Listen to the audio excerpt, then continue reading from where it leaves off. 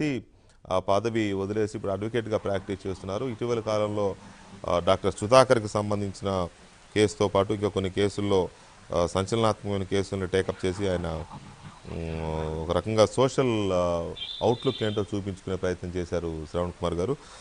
శ్రవణ్ గారు నమస్తే అండి. నమస్కారం వెంకటకృష్ణ గారు. శ్రవణ్ గారు, ఈ ప్రొసీజర్ ఏదైతే జరిగిందో అరెస్ట్కి సంబంధించింది, ఇది ఎంతవరకు కరెక్ట్, పద్ధతి ప్రకారమే జరిగిందా అనేది ఒక అంశం అయితే, రెండోది విజిలెన్స్ నివేదికలోనేమో మంత్రి గారి పేరు లేదు, ఏసీబీ విచారణ చేస్తున్నదేమో విజిలెన్స్ రిపోర్ట్ ఆధారంగా ఏసీబీ విచారణ చేస్తోంది. ఏసీబీ ఏమో అచ్చెన్నాయుడు గారి పేరుని పెట్టిందో లేదో మనకు తెలియదు, ఏసీబీ రిపోర్ట్ మనకు రాలేదు, కానీ ఆయన అరెస్ట్ చేశారు. అరెస్ట్ చేయడానికి కనీసం ఎలాంటి నోటీసు ఇవ్వలేదు, ఎప్పుడు విచారణకు పిలిచిన దాఖలాలు కూడా లేవు. ఏదో వాళ్ళు వీళ్ళు రాజకీయపరమైన ఆరోపణలు, నీ అంత చూస్తాం, మీకు నీకు మూడింది, మీరందరూ జైలుకి వెళ్తారు, అది ఇదని ఇట్లా అరుచుకోవడం తప్ప మనకు అధికారికమైనవి ఇంతవరకు మనం ఎప్పుడు చూడలేదు. మన దగ్గర ఉన్నదల్లా ప్రిలిమినరీ అంటే విజిలెన్స్ డిపార్ట్మెంట్కి సంబంధించిన రిపోర్ట్, ఇర్రెగ్యులారిటీకి సంబంధించిన విచారణ నివేదిక. ఈ నివేదికలో ఎక్కడా కూడా ఆయన పేరు లేదు. మరి ఆయన పేరు లేకుండా ఆయన నివేదికారికి అది ఆధారంగా విచారణ చేస్తున్న ఏసీబీ అచ్చెన్నాయుడు గారిని ఎలా అరెస్ట్ చేశారు, అండ్ ఈ అరెస్ట్ చేసిన సిస్టమ్ అంటే ప్రొసీజర్ ఎలా ఉంది శ్రవణ్ గారు?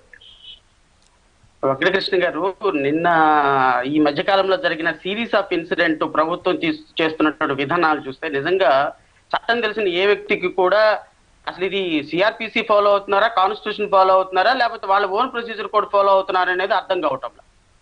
రెండోది, ఇప్పుడు మీరు అడిగిన ప్రశ్నకి అచ్చెన్నాయుడు గారు ఫస్ట్ మనం గుర్తుపెట్టుకోవాల్సింది, ఈయన ఒక శాసనసభ్యుడు. రెండు, ఇతను ప్రతిపక్షానికి నేతగా ఉన్నాడు అసెంబ్లీలో. రేపు 16వ తారీఖు నుంచి అసెంబ్లీ స్టార్ట్ అవబోతుంది. Of course assume moment vigilance report లో మీరు అన్నట్టుగా 9 నివేదికలో ఎక్కడ కూడా ఈయన పేరు లేదు. సంభవ్ ఇన్వెస్టిగేషన్ ఆఫీసర్ ఇతని పేరు ఎవరో చెప్పినట్టున్నారు.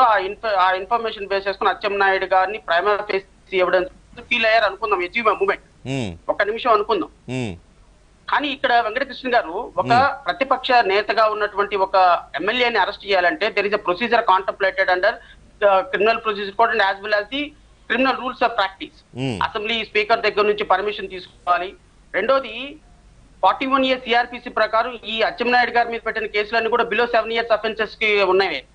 సో బిలో 7 years అఫెన్సెస్ ఉన్నప్పుడు అతను క్రిమినల్ లో లేకపోతే యాంటీ సోషల్ ఎలిమెంట్ కానప్పుడు గవర్నమెంట్ అతనికి ఒక 41 years సిఆర్పిసి ప్రకారం అతనికి ఒక నోటీస్ ఇచ్చి, నోటీస్ ప్రకారం ఆయన అనుమతి, ఆయన వివరణ ఏంటి అనేది ఖచ్చితంగా కనుక్కొని తీరాలి.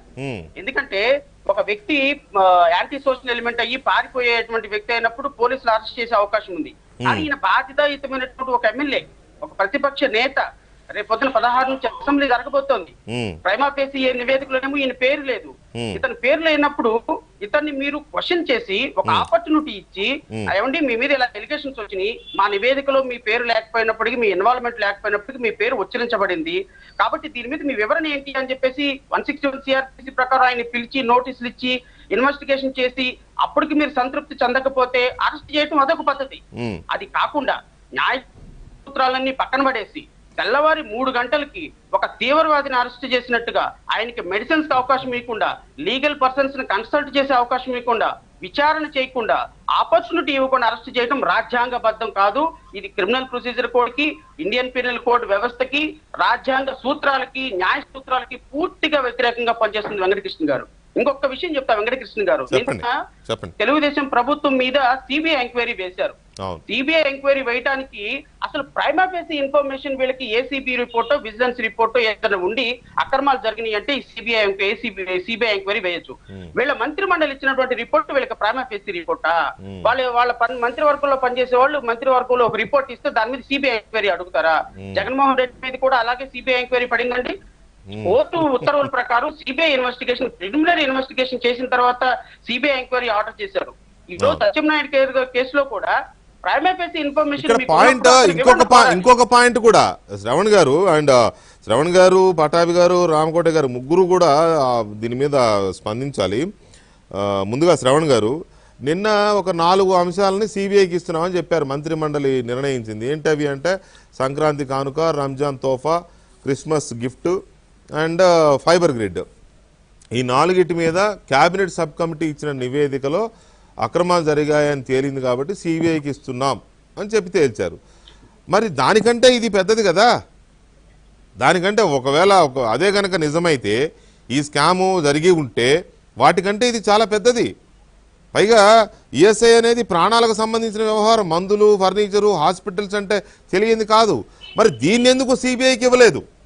పనిలో పనిగా వాటితో పాటు దీన్ని కూడా సిబిఐకి ఇస్తున్నామని చెప్పాల్సిన అవసరం ఉండింది కదా. చెప్పకుండా ఆ 4 ఏదో బఠానీలు, శనగపప్పు అన్నట్టుగా వాటినేమో ఇచ్చేసి అసలు కీలకమైందని భావిస్తున్న దీన్ని అప్పటి మంత్రే పాల్గొన్నారని చెప్పి డైరెక్ట్గా చెప్తున్న నేపథ్యంలో దీన్నేమో సిబిఐకి ఇవ్వకుండా డైరెక్ట్గా ఇంటికి అరెస్ట్ చేయడం అనేదాన్ని ఎలా చూడండి. దీన్ని ఎందుకు ఇవ్వలేదు సిబిఐకి?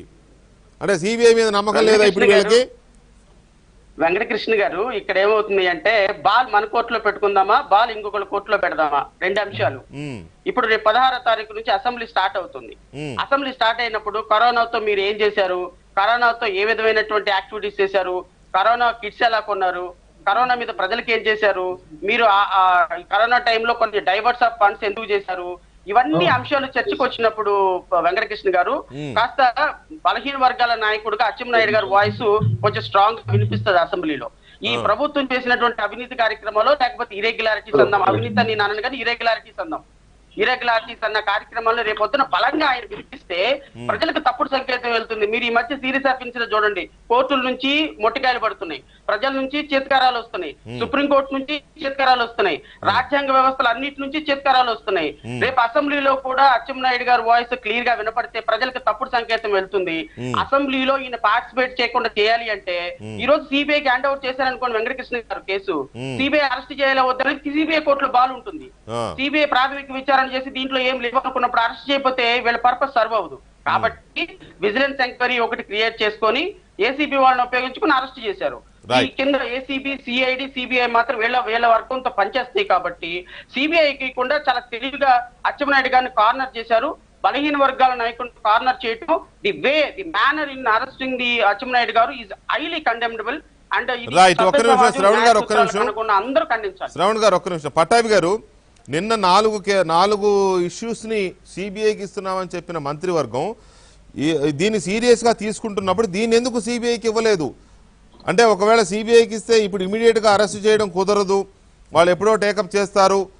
ఇమీడియట్గా అచ్చెన్నాయుడిని అరెస్ట్ చేసి అసెంబ్లీకి రాకుండా చేయడమో, లేకపోతే అసెంబ్లీకి వచ్చిన తర్వాత ఆయన మాట్లాడకుండా చేయడమో ఏదో చేయడానికి అనుకోవాలా, లేకపోతే సిబిఐకి ఇచ్చేంత నమ్మకం లేదనుకోవాలా ఈ కేసు విషయంలో?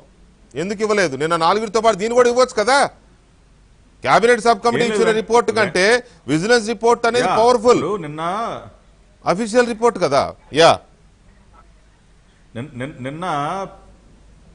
నిన్న క్యాబినెట్ సమావేశం అయిన తర్వాత పేర్ని నాని గారు మాట్లాడుతూ ట్రాన్స్పరెన్సీ కోసం, పారదర్శకత కోసం సిబిఐ విచారణకు ఆదేశించారంట.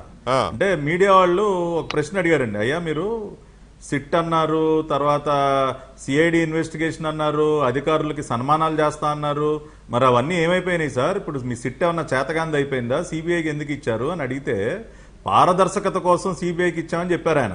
మరి వాళ్ళు అదే పారదర్శకత అచ్చెన్నాయుడు గారి విషయంలో ఎందుకని అమలు చేయట్లేదు అనేది ఇప్పుడు మన ప్రశ్న. ఇప్పుడు నిజంగా గనక మీకు నిన్న అంత పారదర్శకత మీద ప్రేమతో మీరు సిబిఐ విచారణకు ఆదేశించినప్పుడు జీడీ నెల్లూరులో డాక్టర్ అనితారాణి గారి కేసు కూడా సిబిఐకి ఇవ్వాలి కదా. ఒక దళిత మహిళా డాక్టర్ పైన దాడి జరిగింది, సాక్షాత్తు మీ ఉప ముఖ్యమంత్రి దానిలో నిందితుడిగా ఉన్నప్పుడు అది సిఐడికి ఎందుకు ఇచ్చారు? అది కూడా సిబిఐకి ఇవ్వాలి కదా. మరి వాళ్ళు అచ్చెన్నాయుడు గారి కేసులో మీ దగ్గర అంత బలమైన ఆధారాలు ఉన్నాయి, ఆయన పాత్ర పైన మీకు అంత ఆయన దానిలో అవినీతికి పాల్పడ్డాడని మీకు అంతగా అనిపిస్తే ఇది కూడా ఇవ్వాల్సింది. ఇవన్నీ కూడా ఇందాక శ్రవణ్ గారు ఒక మంచి మాట అన్నారండి, అడ్వకేట్ గారు.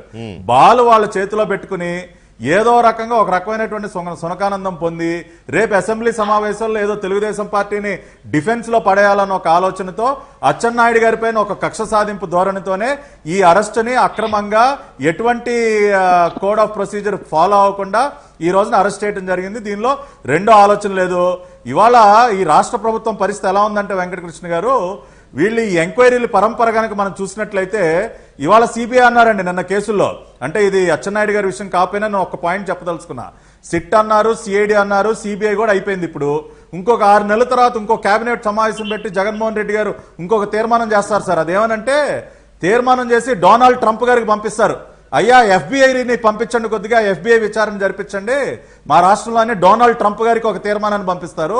ఆ తర్వాత ఇంకొక 6 నెలలకి పుతిన్ గారికి, రష్యా అధ్యక్షుడు పుతిన్ గారికి కూడా ఒక తీర్మానం పంపించి కేజీబీని పంపించండి అయ్యా, ఎఫ్బిఐ వల్ల కూడా అవ్వలేదు, కేజీబీని పంపించి ఎంక్వైరీ చేయండి అంటారు. ఇది ఇవాళ ఇవన్నీ కూడా వీళ్ళు ఆడుతున్నటువంటి డ్రామాలు, ప్రజల్ని డైవర్ట్ చేయడం కోసం, వాళ్ళ వైఫల్యాల్ని కప్పిపుచ్చుకోవడం కోసం వీళ్ళు చేస్తున్నటువంటి డ్రామా ఇది. వాళ్ళు ఎన్ని విచారణలు చేసుకున్నా, ఎన్ని చేసుకున్నా మా నాయకుల పైన ఒక్క మచ్చ కూడా వేయలేరు. మేమే డిమాండ్ చేస్తాం జ్యుడిషియల్ ఎంక్వైరీ. అది వేసే దమ్ము లేదు వీళ్ళకి. ఇవాళ అచ్చెన్నాయుడు గారి విషయంలో కూడా నేను ఒకటే చెప్తా ఉన్నా, అచ్చెన్నాయుడు వెంకటకృష్ణ గారు ఒక 2 రోజులు ఏమన్నా వాళ్ళ పైశాచిక ఆనందం తీర్చుకోవడం కోసం ఆయన ఏమన్నా ఇబ్బంది పెట్టచ్చేమో కానీ ఇవాళ కాకపోతే రేపైనా అచ్చెన్నాయుడు గారు శాసనసభలో అడుగు పెడతారు, జగన్మోహన్ రెడ్డి గారిని నిలదీస్తారు. ఇవాళ ఏదో అచ్చెన్నాయుడు గారిని డిఫెన్స్ లో పడేసాం, ఆయన అరెస్ట్ చేసి ఆయన నోరు ముయించుదాం అనుకుంటున్నారేమో. ఇంతకి 100 రెట్లు రేపే అసెంబ్లీలో అచ్చెన్నాయుడు గారు ప్రభుత్వాన్ని నిలదీయటం ఖాయం. దానికి సిద్ధంగా ఉండమని నేను జగన్మోహన్ రెడ్డి గారిని హెచ్చరిస్తూ ఉన్నాను. నేను రైట్. ఇక్కడ ఒక్క పాయింట్ మీరు చెప్పండి పట్టాభి గారు, ఇది కీలకమైన వ్యవహారము, చాలా కాలంగా ఆరోపణలు చేస్తున్నారు వాళ్ళు, విచారణ జరుగుతోంది, ఎన్ఫోర్స్మెంట్ నివేదిక వచ్చిందని కూడా రిపోర్ట్ ఉండే ఉంటుంది అచ్చెన్నాయుడు గారికి అందరికీ.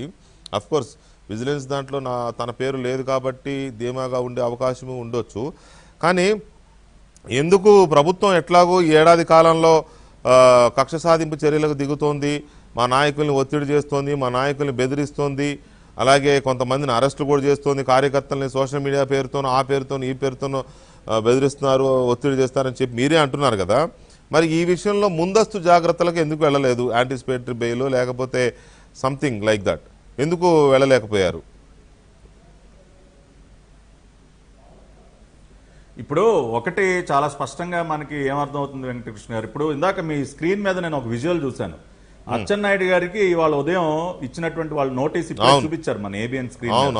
ఒక తెల్ల కాగితం మీద అప్పటికప్పుడు పెన్నుతో రాసి విశాఖపట్నంలో ఆ రోజున చంద్రబాబు నాయుడు గారికి ఏ విధంగా 151 సెక్షన్ 151 ప్రకారం అప్పటికప్పుడు తెల్ల కాగితం మీద రాసిచ్చి హైకోర్టుతో ముట్టగాయలు తిన్నారో, ఇవాళ అదే విధంగా కనీసం ఒక ప్రింటెడ్ నోటీస్ కూడా తీసుకురాకుండా ఇంటి మీద దాడి చేసి అప్పటికప్పుడు ఒక చిత్తు కాగితం మీద పెన్నుతో రాసి సంతకం పెట్టి నోటీస్ ఇస్తారండి వీళ్ళు.